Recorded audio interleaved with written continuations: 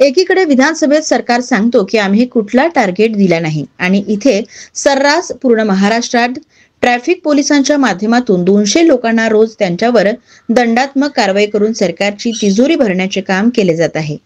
कधी हेल्मेटचे कारण दाखवतात तर कागद नाहीत ओव्हरलोड केलं असे विधान कारण दाखवून लोकांना धमकावून जनतेला लुटण्याचं काम राज्याच्या सरकार करताना दिसत आहे। रोज नवनवीन कायदे काढून लोकांना लुटायचं आणि विधानसभेत आम्ही प्रश्न विचारतो तेव्हा सरकार म्हणतो मी कुठलाही आदेश दिला नाही। जर सरकारने आदेश दिले नसतील आणि पोलीस विभाग या पद्धतीची कारवाई करत असेल तर पोलिसांवर कारवाई करावी। दूरतोंडी भूमिका शासन प्रशासनाच्या माध्यमातून घेतली जात असेल तर ती थांबवावी। वाहतूक शाखेतील पोलिसांना टार्गेट दिला जातो।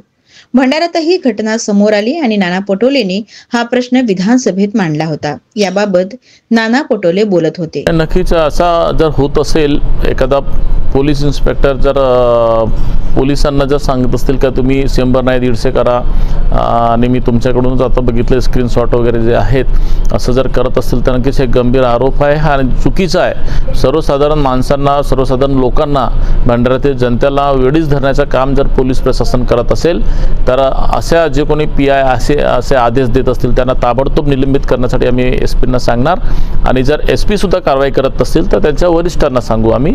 परंतु हे जे असं प्रकार भंडाऱ्याच्या लोकांना सर्वसामान्य माणसांना त्रास होऊ नये याची आम्ही काळजी घेऊ। कुठला प्रश्न?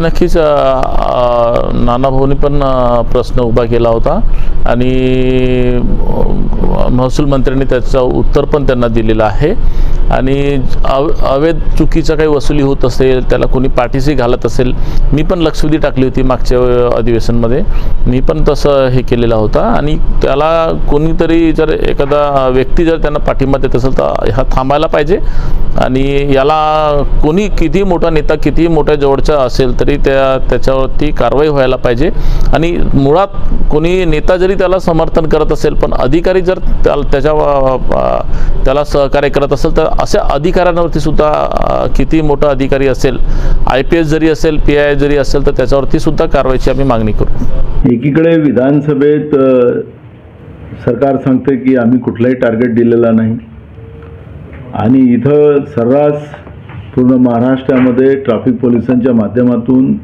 200 लोकांना रोज त्यांच्यावर दंडात्मक कारवाई करून सरकारची तिजोरी भरण्याचं काम केलं जाते आहे। कधी हेल्मेटचं कारण दाखवत आहेत, कधी तुमच्या जो कागद नाहीत म्हणून त्या पद्धतीचं कारण दाखवत आहेत, तुम्ही ओव्हरलोड जास्त केला असं कारण दाखवतात आहे।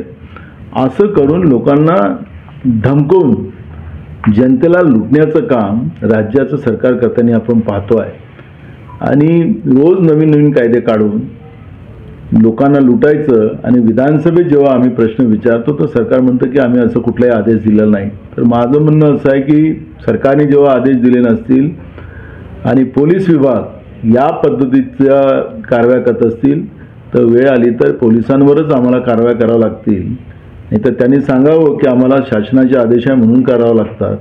अशा ज्या पद्धतीनं ही जी दूरतोंडी भूमिका शासन आणि प्रशासनाच्या माध्यमातून घेतली जात असेल तर या ठिकाणी राज्याच्या जनतेला लुटायचं काम जे चालू केलेलं आहे ते यांनी तातडीने थांबवावं ही भूमिका आमची आहे।